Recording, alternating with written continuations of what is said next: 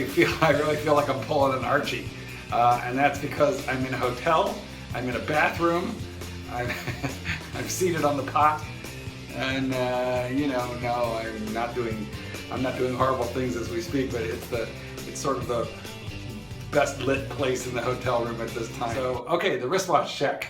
I'm wearing a Breitling.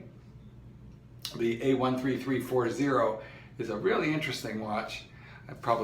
I'll take it off and shoot some pictures of it and show you a little bit better that watch. But it's a Super Ocean, and it's a chronograph, and it has. I didn't like my Daytona. I got rid of that, and I wound up with this to tick off the chronograph box. It has screw down pushers like the Daytona, but this one's good down to 500 meters. And it's a day date, which I really like because I'm kind of absent-minded. I also tend to work 7 days a week.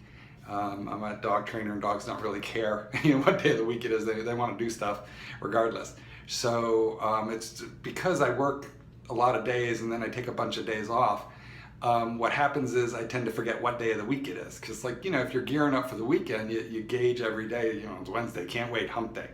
But I don't have that luxury.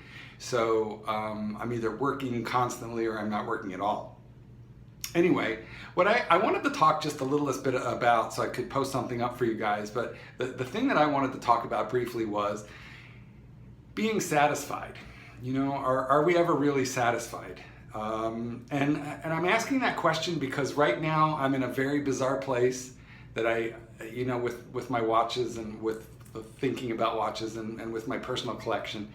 And the really bizarre place I am right now, I think, is called satisfied. And I'm not real sure because it's not a condition or a state of mind that I'm familiar with. So this is like super new to me. And I will make a state of the collection video where I can kind of lay out everything all at once, because to be honest with you, if you ask me off the top of my head how many watches I own right now, I'm not entirely sure. I think maybe somewhere in the neighborhood of, 12 to 15, but that's really about as close as I can nail it down, and I'm pretty sure there's 6 Rolexes in there somewhere. Let's see, there's the Datejust, there's the Sea Dweller, there's the Deep Sea Dweller, that's 3, then there's the Explorer 2, that's 4, the GMT, that's 5, ceramic GMT, that might be it. I think that's it. I think. If I think of another one, I guess I have 5. So if I think of another one in the next couple of minutes, I'll let you know. But the reality is, I feel that there's nothing on the horizon right now. There's nothing that I want to buy.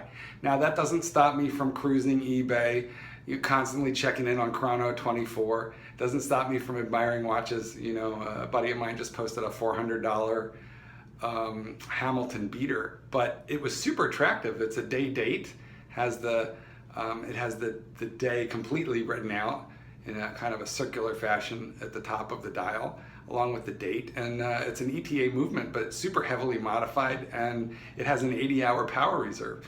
And he was selling it off for $400. And I had to stop myself, because if I'm not careful, I will just fill my house up with shitters and mid-tier stuff. And my problem with doing that isn't quite as much snobbery. It's wrist time. I just don't have enough wrist time to show everything that I would like to. So I'm in this bizarre period of my life where I'm looking at watches on a regular basis on Facebook and in all the normal places that you probably do. But there isn't one that I'm working on acquiring right now. There isn't that watch that I'm like kicking myself every day. Don't buy it, don't buy it, don't do it, don't do it. How you have to constantly stop yourself. Do it, don't do it, do it, don't do it. There's no little angel and little devil on my right now telling me buy this, don't buy it, you should wait. No, I'm in this spot where I think I'm kind of satisfied with my collection, and I don't know how long that period is going to last, because this is really new for me. I think in the last 3 years I've always been coveting something, and right now I'm not. So here's what I'd like you guys to tell me in the comment section. First of all, have you gone through a period where you actually quit coveting new watches? So that's the first thing. And the second thing I want to know is, if you are not in that period right now, what is it that you're coveting? What's your current grail?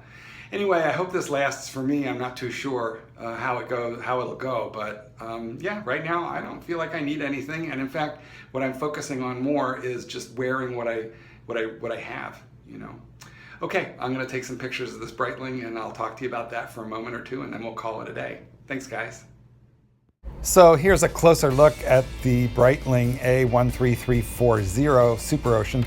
It's good down to 500 meters, has screw down pushers. I really love the fact that it has both the day and the date. That's super helpful to me. And just the configuration of this dial is awesome. I love that it has a dive bezel because I really love sports watches and I hate tachometer bezels, but this has a much more useful thing. So this watch, it's crazy cool. I really love it. I don't know why, but I'm wild about it. Didn't like the Daytona, but I like this. Here's the Breitling out in the wild. It's on a strap code bracelet, so it's nice and heavy. And it's even got decent lume for a chronograph. So I'm very, very happy with this watch. Guys, please like, please subscribe, and thank you for watching my videos.